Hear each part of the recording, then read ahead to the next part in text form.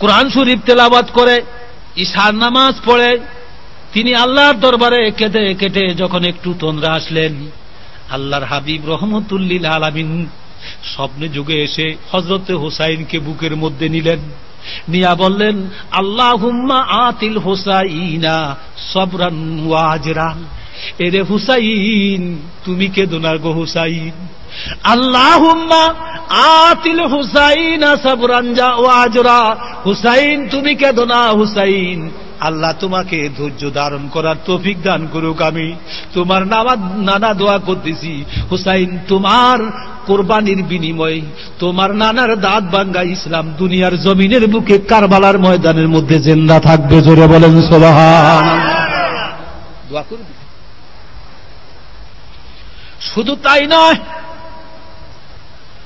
রসুল পাকের বিবি হযরতে উম্মে সালমা তিনি বলতেছেন, রাআইতুন নাবিয়্যা সাল্লাল্লাহু আলাইহি ওয়াসাল্লাম তাআনি ফিল মানামি ওয়া আলা রাসিহি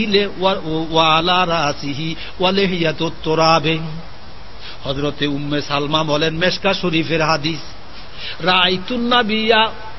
রাআইতুন নাবিয়্যা সাল্লাল্লাহু আলাইহি ওয়াসাল্লাম তাআনি ফিল মানামি ওয়া আলা রাসিহি ওয়া লিহিয়াতুত তুরাব। হযরতে উম্মে সালমা বলেন, আমি স্বপ্নে দেখতেছি আল্লাহর হাবিব আমার ঘরের মধ্যে এসেছে। জোরে বলেন সুবহানাল্লাহ।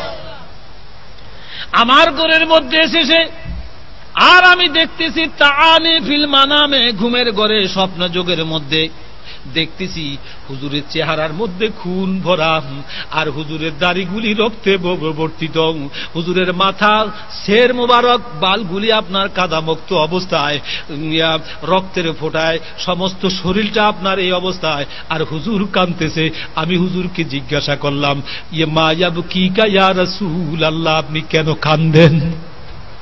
আল্লাহর হাবিব রহমতুল লিল আলামিন দয়াল নবী বলতেছেন, উম্মে সালমা, এ উম্মে সালমা, আমি কেন কান্দি গো?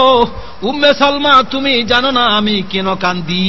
উম্মে সালমা, মালাকা ইয়াবকিকা ইয়া রাসূলুল্লাহ, কেন কান্দেন?